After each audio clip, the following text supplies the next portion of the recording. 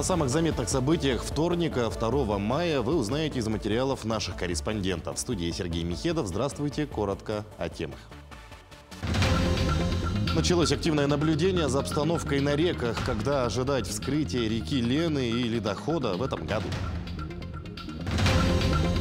Дворы, подъезды и квартиры утопают в талых водах. Больше всего в этом году пострадал аварийный жилой фонд Якутска. Как сегодня себя чувствуют жильцы деревянных бараков и частных домов?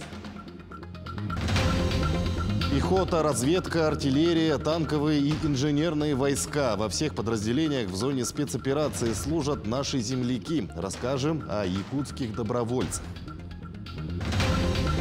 Более 20 семей поселка Чульман стали новоселами. В торжественной обстановке им вручили ключи от новых квартир по программе переселения. Сильные идеи для нового времени. В Якутии ищут уникальные проекты активных граждан, чтобы их реализовать. Началось активное наблюдение за обстановкой на реках. По информации МЧС Иркутской области, ситуация стабильна и развивается в соответствии с прогнозом. На реке Лени у поселка Качук и ниже по течению на 5 километров вода. До поселка Жигалово наблюдают участки открытой воды, местами ледовые перемычки. На участке Жигалово-Коношаново вода на льду, лед потемнел, полыни из окраины до 40%. Ниже по течению сохраняется ледостав с закраинами до 20%. Местами вода на льду.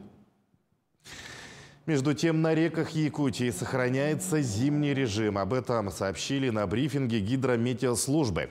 Так, вскрытие Лены в пределах Ленского и Алекминского районов ожидается с 8 по 15 мая. На участке Покровск, Якутск, Кангаласы с 15 по 18 мая. Усангар с 19 по 21 число. В районе поселка Кюсюр в последних числах месяца. В течение второй декады мая ледоход начнется на реках Алдан, Амга и Вилюй. Сейчас на данный момент на Верхней Лени пока тоже сохраняется зимний режим. Даже вот сегодня смотрели по камерам, значит, в Усть-Куте еще стоит лед, то есть никаких движений нет. Закраины есть, но движения льда нет. Поэтому пока на всей территории сохраняется зимний режим. Прироста льда уже нет, начинает, наоборот, уменьшаться толщина льда. А немножко вызывает опасения река Колыма. И начиная с северо-востока, то есть Устнера, Зырянка, дают сход снежного покрова даже в лесу. Поэтому там снега было немного, и уже сейчас дают сход снежного покрова. ГИМС по Нерюнгринскому району напоминает о сезонных рисках, связанных с происшествиями на воде. Так, основные причины происшествий – это нарушение правил эксплуатации маломерных судов, опрокидывание вследствие перегрузки, столкновение с препятствиями и отсутствие спасательных жилетов. Еще один сезонный риск – это происшествия, связанные с купанием, в частности, в местах для этого не предназначенных. Серьезные риски таит алкогольное опьянение, а также родители, отпускающие детей к водоему без сопровождения.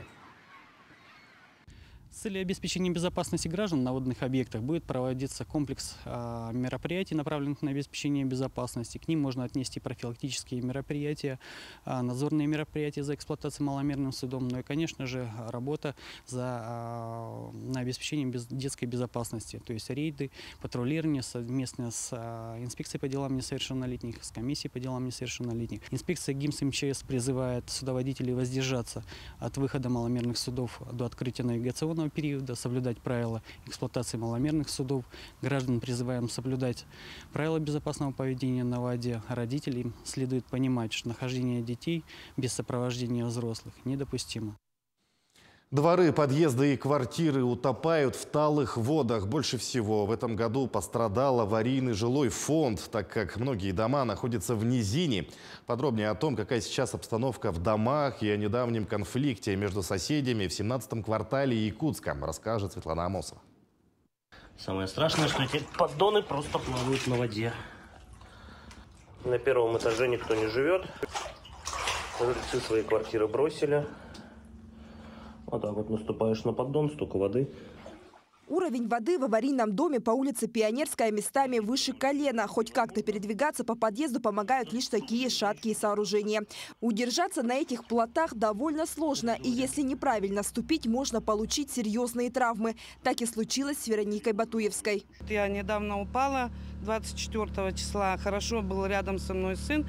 Помог мне вылезти. Я наглоталась этих вод и ушибла сильно руку. Наложили гипс. Вот таким насосиком я откачиваю. Потому что остальные насосы очень дорого стоят. Некоторые собственники борются с талыми и канализационными водами таким способом, сливая в ближайшую трубу. Если так не делать, полы в квартире полностью уходят под воду. И вот так вот затопило по самому. По следам на стенах квартир первых этажей видно, как сильно затопило в этом году дома. Чтобы как-то спасти мебель и технику, жильцы подняли вещи повыше, но и это не помогло. На протяжении нескольких дней уровень воды не опускался. Как следствие, везде образовался грибок. Смотрите, что делать. Пионерскую 20 затопили. Качают с соседних домов. Не желая терпеть всего этого, они решили сливать воду через дорогу во двор соседей. И между ними разгорелся нешуточный скандал. По их словам, управляющая компания не отправляет им машину. Поэтому они посчитали, что это их единственный выход. Зачем вы ко мне теперь качаете? У вас дом стоит на сваях. Вам сейчас отправят фекалку. Вы что, обнаглели, что ли? Фекалку. А почему вы себе-то не вызовете ее? А потому что нам говорят, что мы никто, что у нас в доме А мы... Как рассказали в управе строительного округа, такая ситуация сложилась из-за того, что насосная станция водоканала не справлялась. Поэтому аварийные дома стало сильно топить, и вода долгое время не уходила. К вечеру эта ситуация стабилизировалась благодаря тому, что насосная станция заработала. И в настоящее время насосная станция работает в штатном режиме. Дома не топят. Только по строительному округу ежедневно под воду уходило по 10 домов. И буквально только прошлой ночью был откачан последний дом. На сегодняшний день под особым контролем находятся 4 многоквартирных здания. На помощь управе в прошлом месяце было прикреплено Министерство жилищно-коммунального хозяйства. Сейчас они совместно работают над откачкой вод с квартальных территорий, дорог и частного сектора. Светлана Амосова, Павел Пахомов, Джулс Иннокентьев, Якутск. И очередные жертвы талых вод. Якутянка 5-й день вынуждена живет в машине, а дети из многодетной семьи не могут посещать учебные заведения. В Сайсарском округе талыми водами затопило целый ряд частных домов. Проблему увидела Марферина Алексеева. С такой ситуацией жители улицы Винокурова сталкиваются впервые. Сезонные лужи и затопленные дворы – проблема ежегодная. Однако в дома вода проникла впервые. Бытовую технику люди вытаскивают прямо во двор. Прием пищи там же, на открытом воздухе. Благо погода располагает, с горечью комментируют пострадавшие. Ну вот все, что смогли, вынесли мы. Попросила старшего сына, чтобы мне его вернули, его в армию забрали с РСП. На один день. Вот он мне помог вынести холодильники. И вот я 5-й день живу в машине. А младшего сына мне пришлось сестре пока отдать. Чтобы он там жил, потому что в доме невозможно. Там все в воде, диваны все в воде, все утонуло, вообще полностью все. В многодетной семье Харовых 7 детей. Полностью затоплен двор. Вода проникла в дом. Вывести детей нет возможности. Из-за сложившейся ситуации дети не посещают образовательные учреждения. Дети не ходят в садик. Младшие не ходят в школу, потому что не можем выйти просто. Такси сюда не приезжает. Даже если приезжает, то отсюда до за километр до школы там самая минимальная цена 300 рублей. Мы не можем снять квартиру, потому что у нас 7 детей. Это нам нужна не одна маленькая, не однокомнатная квартира, минимум двухкомнатная. Но когда вот слышат, что у нас 7 детей, никто не соглашается. Соседская семья Григорьевых проживает в своем частном доме с 90-х годов. И несмотря на капитальный ремонт фундамента, также пострадала от талых вод. Со слов старожил, раньше талые воды уходили в озеро, которое ликвидировали застройщики еще в 2012 году. Но после того, как застройку произвело водоканал, свои новые сооружения, и соседняя организация тоже, получается, там цементные заводы все сливала. Там в воде стало некуда уходить, да?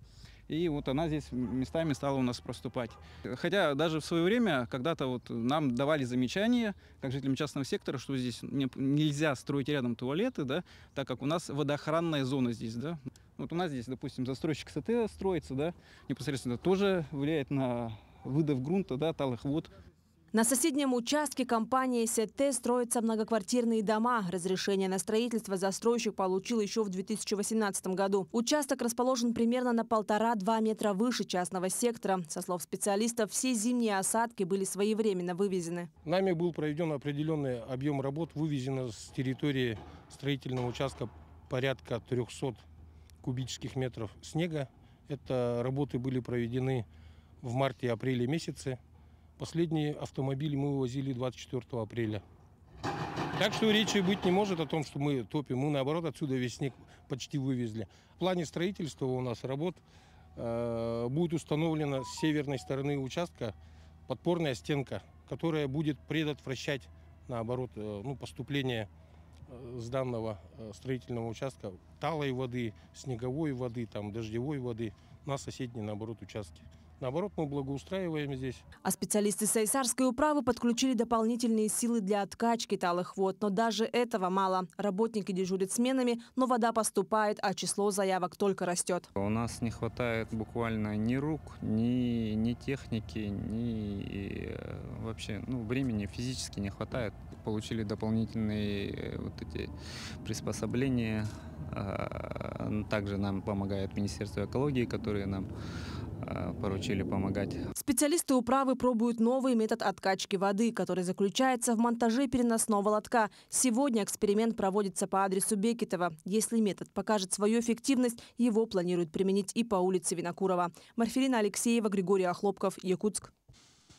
Оперштаб Якутии приступил к очередному этапу закупки специального оборудования, в том числе квадроциклов, квадрокоптеров и средств связи. Об этом на брифинге сообщил и председатель Госкомобеспечения Дмитрий Лепчиков.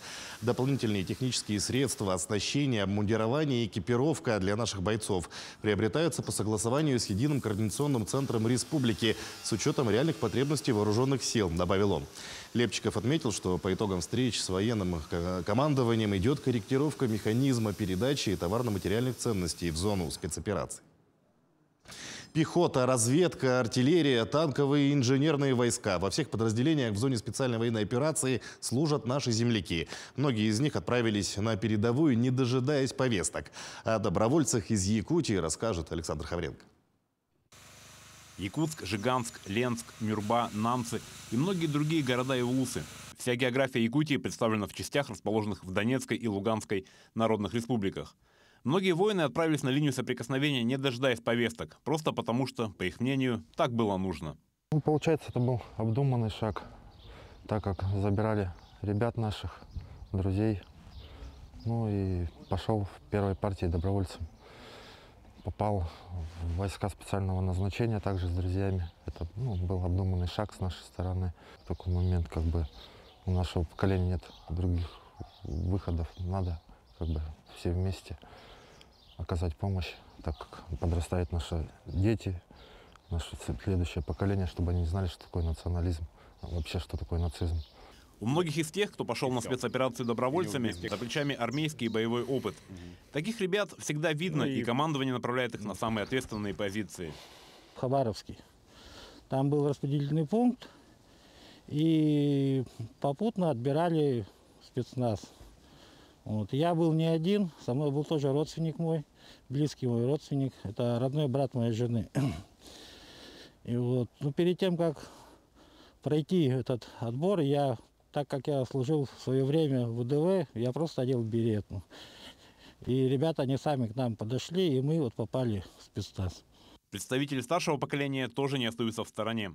Закаленные советской армией и воспитанные в лучших традициях советского патриотизма. Воины категории 60+, тоже стремятся на спецоперацию с желанием поддержать бойцов, которые им годятся не то что в сыновья, во внуки.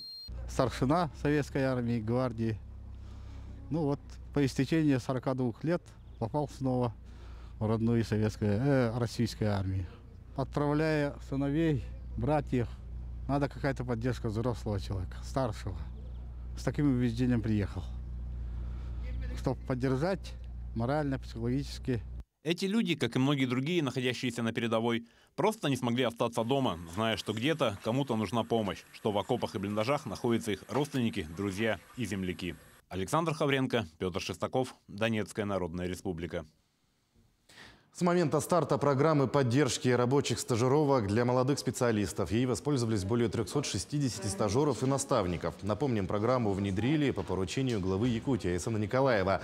Размер матпомощи составляет 19 тысяч рублей в месяц для стажера, а мастеру, который его обучает, платят 9,5 тысяч. Этим видом поддержки активно пользуются стажеры из Мирнинского, Алданского, Ленского, Нерюнгринского, Мегино-Кангаласского районов и города Якутска. Доставка пенсии, оплата коммунальных услуг и школьное питание. Какие законы вступили в силу 1 мая и как это отразится на жизни россиян? Об этом в следующем материале.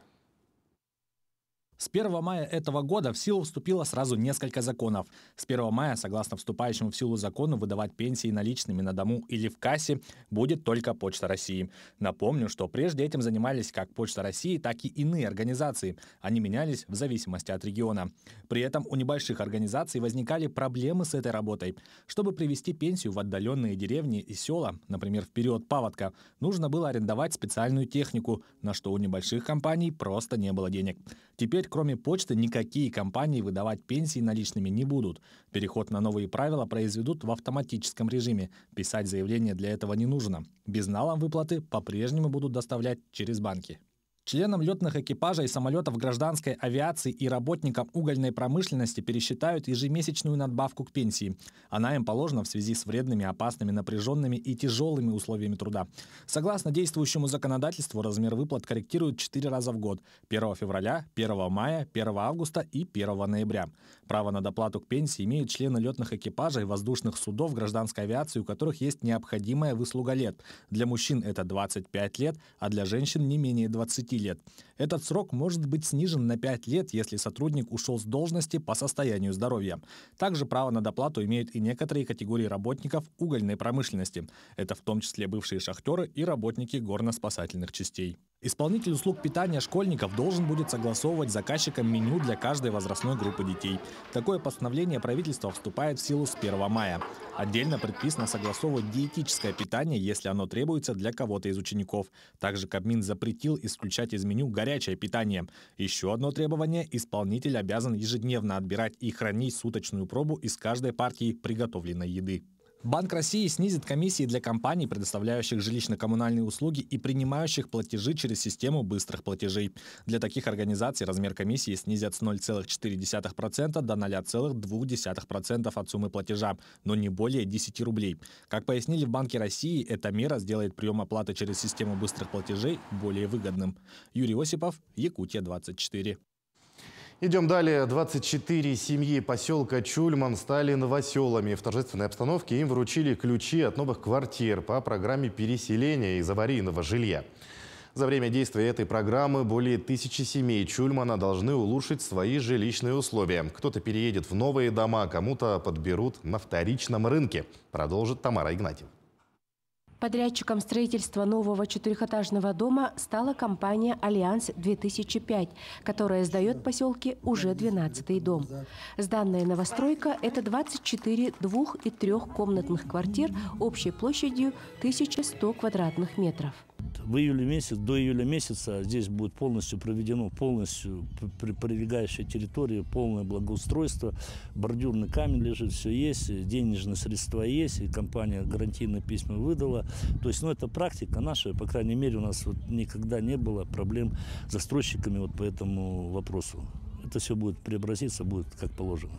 Сегодня Нива Ляуман стала хозяйкой двухкомнатной квартиры. Она живет в поселке 44-й год, 27 из них в маневренном жилье. Проработала всю жизнь поваром. У Нивы Ивановны 3 детей и 7 внуков. Я всю Москву вижу. Главное, что комнаты мне понравились туда и туда. И все чудесно, и так высоко, и все, все, я не в гробу, я в квартире живу. Буду жить. Спасибо, солнышко, все сторона. Я очень рада, я очень довольна, я, как сказать, благодарю свою администрацию и всех, кто участвовал в этом доме, и кто взял очередь мою, в смысле не взял, а как сделал очередь на этот домик. Всего с 2016 года в Чульмане введено 17 домов. 880 семей поселка решили свой квартирный вопрос. В планах постройка 3 домов по 50 квартир. Таким образом, еще 150 семей в текущем году будут переселены из аварийного жилья и станут обладателями новых квартир. Тамара Игнатьева, Вадим Барашков, Нерінгрі.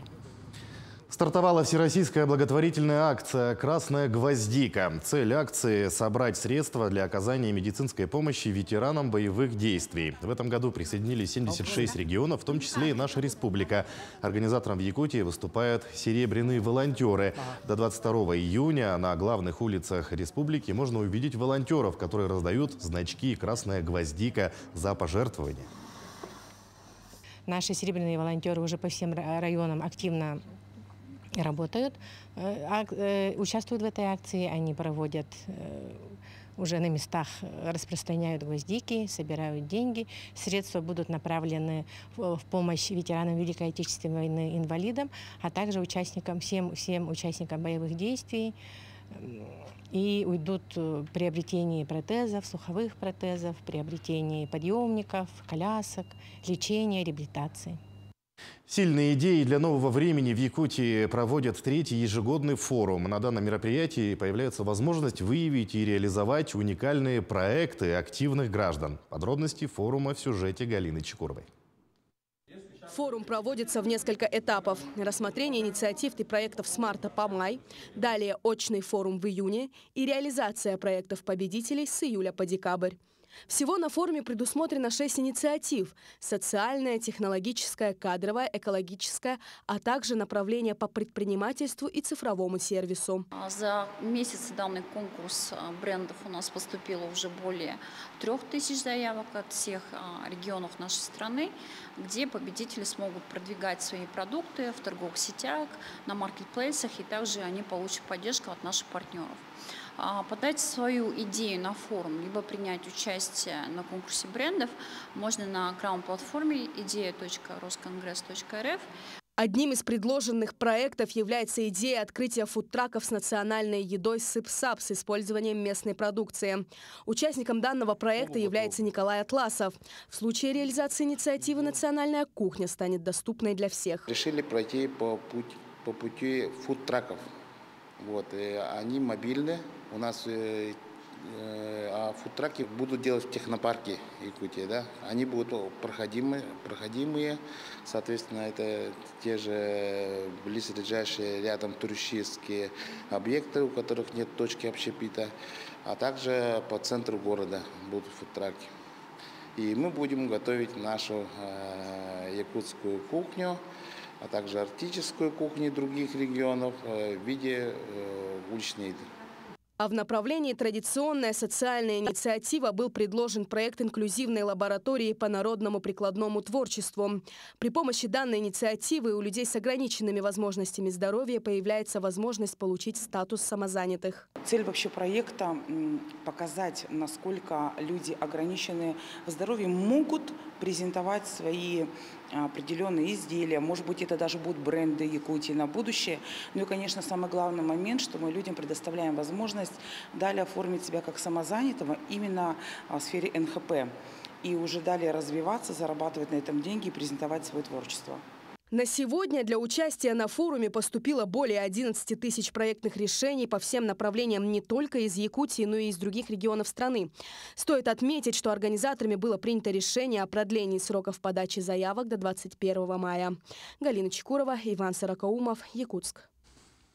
Сумочки и ободки в этностиле, снежные очки и национальные костюмы коренных малочисленных народов Севера можно было увидеть в Москве. На площадке ВДНХ завершилась международная выставка-ярмарка «Сокровища Севера».